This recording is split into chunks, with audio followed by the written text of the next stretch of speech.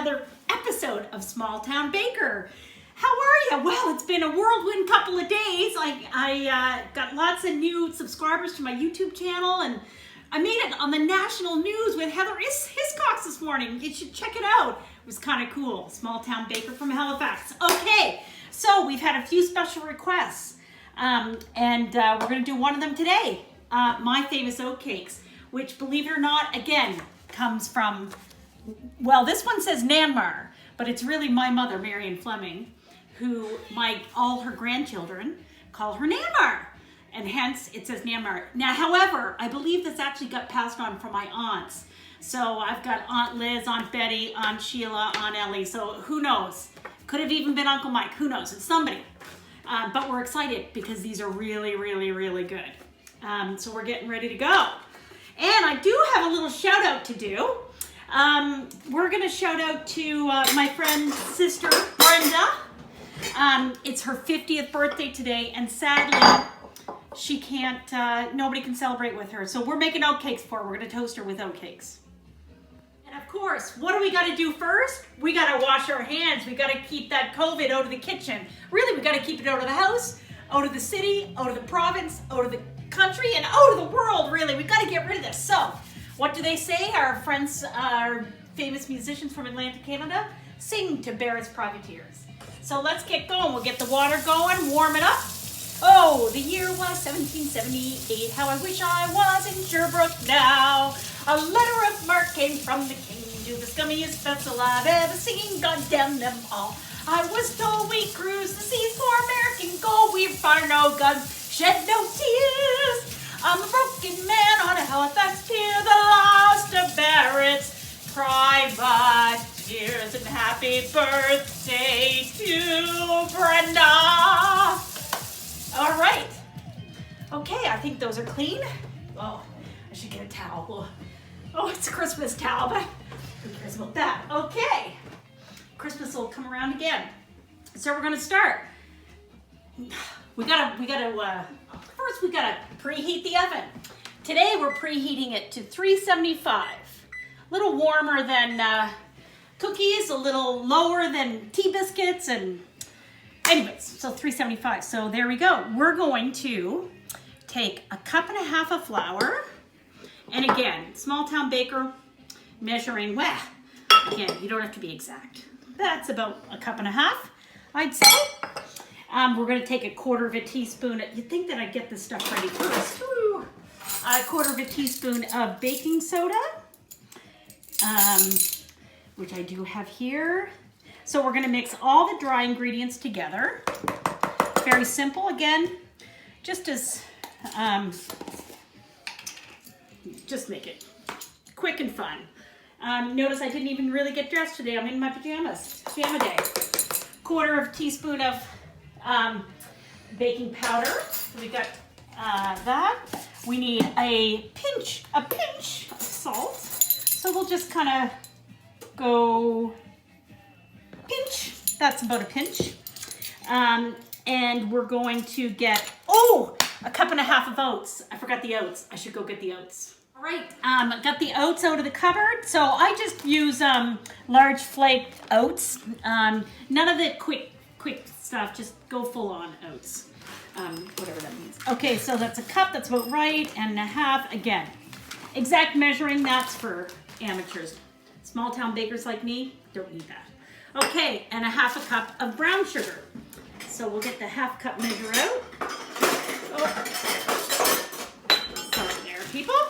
Okay, and we are going to just get that in, probably firmly packed a little bit, because the brown sugar makes the oatcakes nice and toasty and sweet and yummy. And yeah, so that's good. It's a little heaping. Let's call it a heaping half a cup of brown sugar. Okay, so that's all of our dry ingredients. So we're going to mix those together just so they kind of come together like this. Mix, mix, mix, mix. Mix. How's everybody doing on their isolation days? I hear my nephew is being taught how to open a can opener by hand. Oh, millennials. Anyway, we might have him on as a special guest. You know who you are. for my next episode. We've got some great ideas coming down the pipe, so stay tuned. We might have a special edition come on Sunday. So again, thank you to CBC for getting me up, and it was basically a segment on, you know, what people are doing to kind of keep their mind off of this crazy world and keeping busy while being isolated. The only problem is as you can see, none of my recipes are really that dietary, so I'm afraid we might gain a few pounds. I saw something on Facebook today, something about COVID-19 being maybe that we'll all gain 19 pounds when it's all over. But anyway, I'm keeping busy trying to clean the house. That's my kind of workout. But again, that's not really happening either. But anyway, that's okay. So we got all the dried ingredients mixed nicely. So we're gonna put a half a cup of shortening. So I've just got kind of the rest of my package there. I'm gonna say, that's about a half a cup.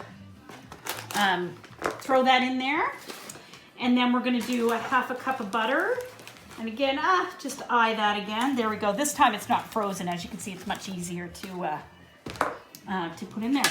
And then we're going to take a pastry cutter. That's what this is here, and we're just going to cut all of that butter and shortening into the recipe. Okay, so with the magic of production, we're almost ready to go. That was a lot of work. That was my good workout. Shout out to my Orange Theory friends. I'm missing them in my workouts, so I just put it all into my baking. Yeah. Okay, so as you can see, you just kind of cut all that into it till it becomes like sand or crumbly. I called it sand the other day, but I like that. And all we're gonna do is we're gonna mix a quarter of a teaspoon of vanilla. That's about right. And then all we need is 2.5 tablespoons of water. And that's just going to help it combine it. And then I'm going to get my hands in there and mix it all up. So there's 2, and there we go.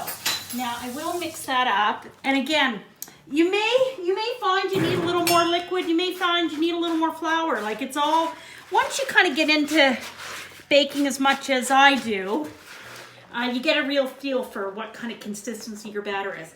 So before I get my hands in there, I'm going to give them another wash, right?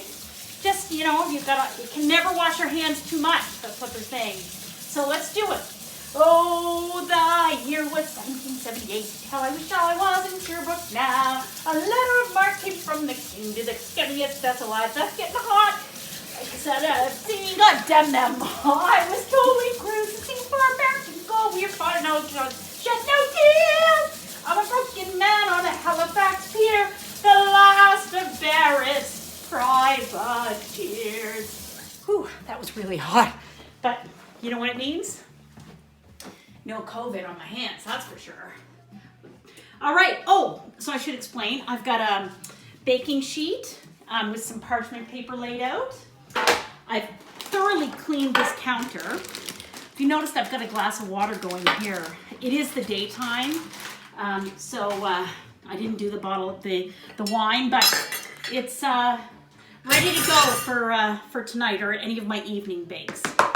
So I'm actually just going to get my hands in the, I'm going to form another ball, nape, and I might need a little bit of flour, so I'm going to just kind of put some out right on the counter. I'm actually going to need some on the counter anyway, so I should have prepared this a little bit better, but anyway, yeah, that's why they call me small town baker. Okay, so here we are with my dough. It's nice, and it's a nice soft dough to work with, so it's going to roll out really quite easily. Do a little spin. I like to kind of pull it back together again to bring in those cracks. I also like my oatcakes a little thin and crisp, and so that makes them kind of nice and crispy, and just a nice bite with that cup of tea or glass of wine, glass of rum, whatever you prefer. So you can see how it rolls out really quite easily. Okay, so I'd say about 1/4 of an inch is kind of a good thickness. And then again, I'm gonna use my trusty old round glass. You can make whatever size or shape you want. Some people will just cut it into squares, that's nice too. But I like this, and you can see the thickness here. You can see how thick that is. It's kind of perfect. They don't rise a whole lot. There's only 1/4 teaspoon, remember, of baking soda and baking powder in there, so they'll stay quite thin. So the one thing about this recipe, it's not a huge amount. So I did cut out 1 tray worth. I'm going to just put these scraps into a pile. I don't want to overwork it, so I'm going to leave it there. I'm going to get these in the oven, and then I'll put what's left on another tray to bake. Okay, so my oven is preheating, and I'm going to slip that right in there.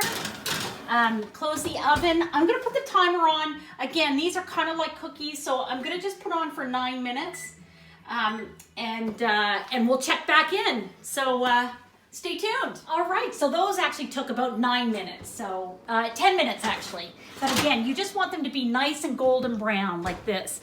And oh, if you could smell them, delicious, just like your mother's kitchen, I bet. Anyways, we're going to put those down. We're going to let those cool for a minute, and then we'll wrap things up. Well, I can't believe this show has come to an end so quickly. It's been a pleasure being with you in your kitchens. And here is our lovely oatcakes.